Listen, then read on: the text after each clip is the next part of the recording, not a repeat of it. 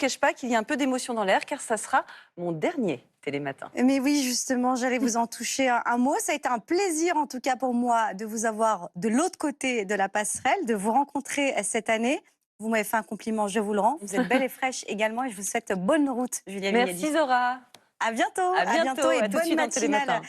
C'est mon dernier 19-20. Je pars pour de nouvelles aventures, toujours sur France 3, avec bientôt un magazine quotidien sur les Jeux Olympiques. J'en suis très heureuse.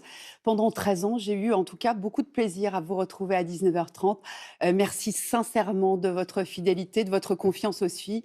Chaque soir, vous étiez plus de 2,5 millions à suivre le 19-20.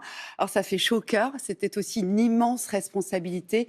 Sur l'original, la jeune femme a une pose trop lascive qui n'incarne pas l'esprit du festival de bande dessinée selon la commune de Dieppe. Alors, à sa demande, voici la version retouchée. La pile de livres vient cacher le décolleté de l'héroïne et les bretelles de son haut se sont épaissies. Un choix assumé pour éviter une nouvelle polémique après son affiche le mois dernier à l'occasion d'une braderie. Mais ça n'a pas empêché les internautes de crier au sexisme et à la censure. Ils ont riposté avec le hashtag « Je kiffe mon décolleté » accompagné d'une photo, un mouvement soutenu par les femmes comme les hommes.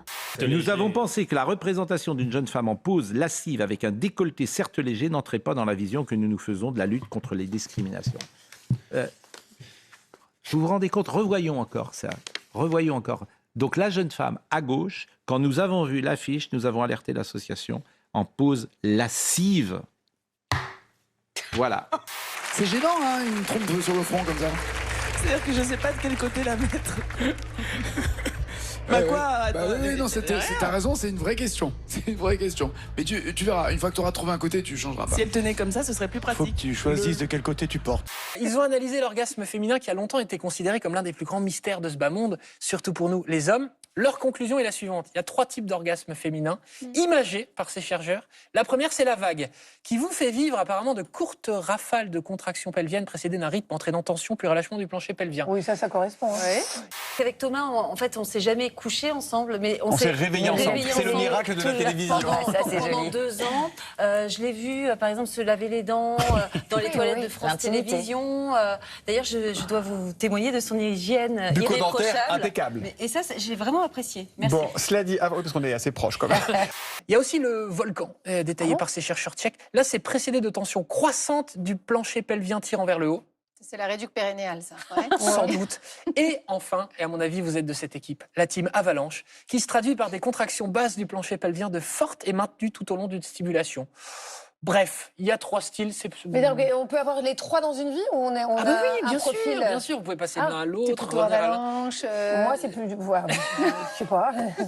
On passait quand même 12 heures par semaine en direct à l'antenne. C'est une vraie vie de couple. D'ailleurs, Julien m'appelle son mari de télé. Ouais. Et j'ai été un mari de télé comblé. Il a été un mari de télé fidèle. Voilà. Et je te remercie. Parce que ce n'est pas le cas de tous les maris de France. Juste une chose à vous signaler, c'est qu'une autre étude nous apprend que les Françaises, vous avez surtout le risque d'être dans la team pas d'orgasme du tout, parce que de toutes les femmes européennes, ce sont les Françaises qui ont le plus de difficultés à atteindre l'orgasme, là aussi c'est sérieux, et de moins d'orgasmes par mois. Là aussi c'est sérieux. Je vous laisse avec cette information. Et on ne sait pas pourquoi. On ne sait pas pourquoi, on sait que ce sont les Hollandaises qui en ont le plus. Voilà, vous avez du sang hollandais, nous. Ja, meneer, ik ben Agathe. Ik wil naar de zee. Et enfin, un très grand merci à Delphine Ernotte et Stéphane Sidbon-Gomez qui ont eu la bonne idée il y a 2 ans de me faire revenir sur le service public alors que j'étais dans un excellent centre de formation en pâtisserie à Neuilly-sur-Seine. Je pars le cœur léger et je vous laisse avec l'excellente journaliste Marie Portolano qui a mangé les mêmes gâteaux que moi. Mais ça se voit moins sur elle. 100 degrés Fahrenheit au Texas, c'est 38 degrés Celsius. Suffisant pour cuire des cookies sur un tableau de bord. 8 heures de cuisson tout de même.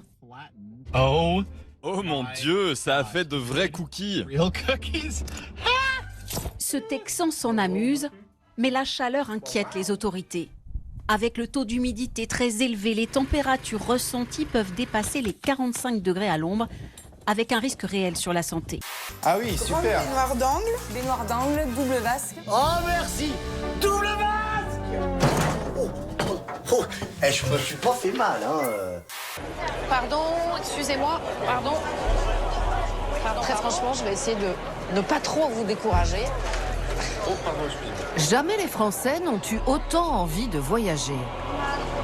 je veux, je dois, je veux être un pacha. Je veux, je dois, je veux être un pacha. Je veux, je dois, je veux être un pacha. Je veux, je dois, je veux. Je veux, je dois, je veux être un pacha. Je veux, je dois, je veux être un pacha. En haute saison, oui, là, elle n'aurait pas laissé passer. hésité. Elle nous aurait fait partir et vraiment, on peut comprendre. En haute saison. Oh, ma chérie. Allez, file. André Dupérou, étretatée depuis 73 ans, songe parfois à déménager. Comment est-ce que vous vivez cet afflux de touristes? Ah, c'est trop dur, c'est dur. Je crois que là, maintenant, c'est la dernière année, moi, parce que les étretatés, ils veulent plus vivre ici. Ils vendent leur maison autour. Ils veulent plus vivre ici. À ce point-là? Ah oui. En 4, le citron. Oui. En 6, la lavande. Bah oui. En 1, le thym. Bah aussi. Le romarin en 3. Bah bien sûr.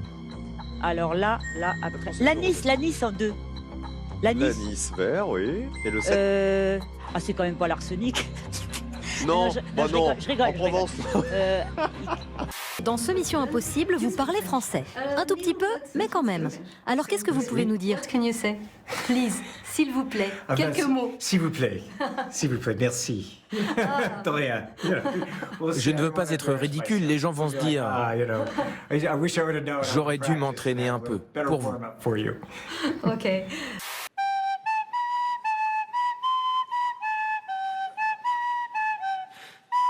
Le lion n'est pas mort ce soir, Alban est bien vivant. Il est avec nous. Bravo. Et puis je voulais vous remercier, vous, chers téléspectateurs de Télématin. J'ai eu la chance et l'honneur de vous réveiller tous les matins. Merci de m'avoir accepté à la table de votre petit déjeuner. On va donc se retrouver tous les après-midi. Oh là là, mais c'est une affaire conclue. T'as fait le patron du Tour de France, là t'as gagné l'état. Voilà, c'est pour toi. Je vous Merci embrasse Julia. parce que je vous aime. À demain, 6h30. Et nous, on se dit à très vite. Et belle soirée à vous et je vous embrasse.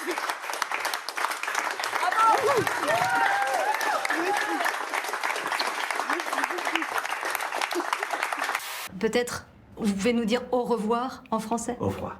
Merci Au revoir. C'est parfait. Merci beaucoup. Merci beaucoup.